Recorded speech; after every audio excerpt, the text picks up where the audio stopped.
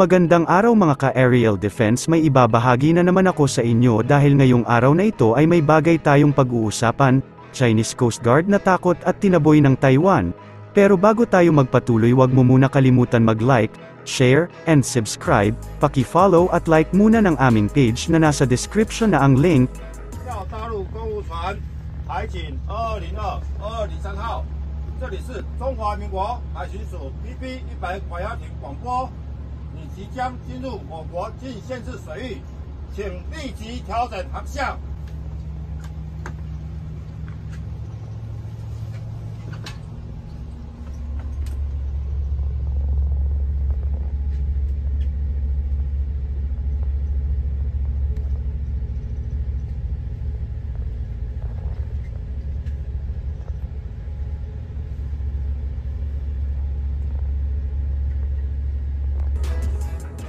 Nagbabala ang Taiwan nitong Sabado sa Chinese Coast Guard ships na pumasok sa restricted waters nito malapit sa frontline islands na kalapit din ng China.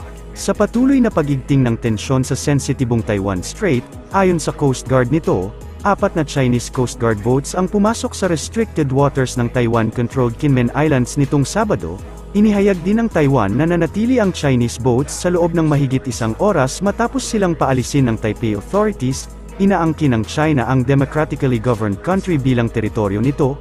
Sa kabila ng pagtutol ng Taiwan, pinaigting ng China ang military activities malapit sa Taiwan sa mga nakalipas na taon. Naglunsad ng combined live-fire exercise ang warplanes ng South Korea at US laban sa cruise missile at long-range artillery threats ng North Korea sa karagatan sa may West Coast ngayong linggo. Ang 5 araw na pagsasanay ay sinimulan noong Lunes kung saan kalahok ang nasa 40 aircraft kabilang ang South Korean F-35A, F-15K, at F-4E jets, gayon din ang A-10 at F-16 aircraft mula sa US 7th Air Force na nakaistasyon sa South Korea. Dito, sinanay ang mga piloto na magsagawa ng pag-atake laban sa simulated enemy cruise missiles na lumilipad sa low altitudes na may air-to-air missiles, at laban sa long-range artillery, mga gumagamit ng air-to-surface missiles at guided bombs.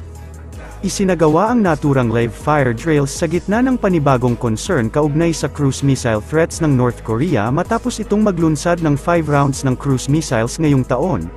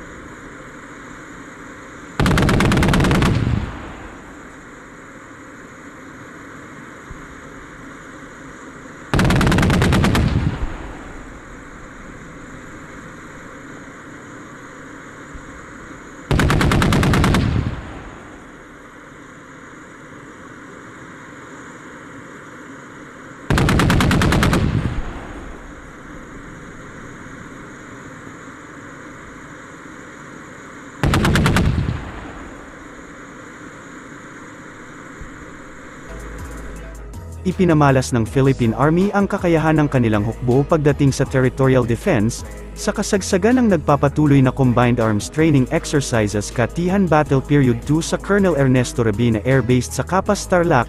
Dito ay nagsagawa ng live fire exercise ang 502nd Combined Arms Brigade gamit ang bagong bili na autonomous truck-mounted howitzer system 155mm self-propelled guns. Bukod dito ay ginamit din ng Armor Division ng hukbo ang 120mm Mounter Mortar System at Armored Personnel Carrier. Layunin nito na subukan ang kapabilidad ng mga Philippine Army sa pagkilos, pagmaniobra, at panatilihin ang kanilang large-scale forces sa kasagsagan ng kanilang combat operations. Ayon sa Philippine Army, ang mga unit training na ginagawa ng hukbong Katihan ay nilalayong tugunan ang fast-changing security environment sa mundong ating ginagalawan ngayon. Aniya, ang iba't ibang mga unit training na kanilang isinagawa na kinabibilangan ng iba't ibang warfighting functions, upang magamit din sa combined arms operations ng kasundaluhan bilang highest form ng unit training nito. Samantala, kaugnay nito ay sinabi rin ng Philippine Army na ang pasasanay na ito ay alinsunod sa Philippine Army Implementing Plan Maragtas na nakatakda namang magtapos sa darating na ika-18 ng Marso, ngayong taon, sa pamamagitan ng after-activity review na gaganapin naman sa Training and Doctrine Command ng headquarters ng Camp O'Donnell, Capas Tarlac.